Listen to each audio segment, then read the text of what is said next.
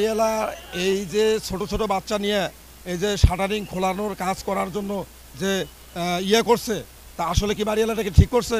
আমি মনে করি কখনোই এই বাড়িওয়ালাটা ঠিক করে নাই।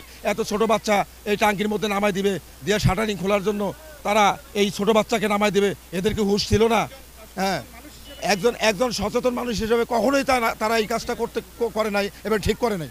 কারণ ওনার কখনোই ঠিক হয় নাই যে এত ছোট বাচ্চা এই টাঙ্কির মধ্যে নামাই দিব।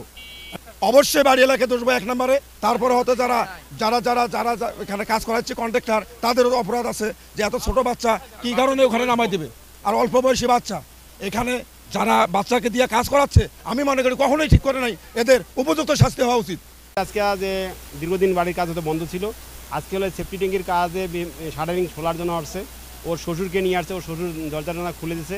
মিস্ত্রি আসছে এখানে 2 জন, একজন হেল্পার একজন মিস্ত্রি। একজন হেল্পারকে হাত ধরে নামাই দিয়েছে জায়গাকে খোলার জন্য, এবং যখন সে হয়তো পড়ে গেছে, পড়ে যাওয়ার পর ওখানে হয়তো দীর্ঘদিন বন্ধ ছিল, থাকার কারণে হয়তো প্রচণ্ড একটা গ্যাস তৈরি হয়েছে। হওয়ার পরে ও গ্যাস সহ্য করে না হয়তো পড়ে গেছে পিছলিয়া। এখন ওকে তোলার জন্য হয়তো আবার ওই মিস্ত্রি পাশে বাড়ির লোকজন ডাকছে এবং রাস্তা দিয়ে একটা ট্রলি যেতেছে, তার রশি নিয়ে সে নামতে চেষ্টা করছে। করার পর সে যখন ওখানে নামছে, সেও একটা ওই গ্যাসের কারণে সেও মানে অসুস্থ হয়ে পড়ে যায়। তাকে কোনোরকমভাবে অন্যরা টানি তোলে। আর যে পড়ে গেছিলো ওকে টাকা তুলতে না পারার পরে এখন এটা সংবাদ দেওয়ার পরে এলাকার লোকজন আসার পরে প্রশাসন আসে এবং ফায়ার সার্ভিসরা আসে। এখানে ফায়ার সার্ভিস চেষ্টায় যে লাশটা পড়ে গেছে, মানে ওখানে পড়ে গেছিলো যে মিস্ত্রি, সে ওখানে মৃত্যুবরণ করে। মৃত্যুবরণ করার পর ওকে পানি দিয়ে বা বিভিন্ন চেষ্টায় ওখানে উদ্ধার করানো হচ্ছে। আমরা আনুমানিক 10টা 20-এর দিকে আমরা সংবাদ পাই যে লালমনিরহাট সদরের নিচপাড়া এলাকায় একটা বাসার সাইডে যে পরিত্যক্ত সেফটি ট্যাঙ্কিতে একটা লোক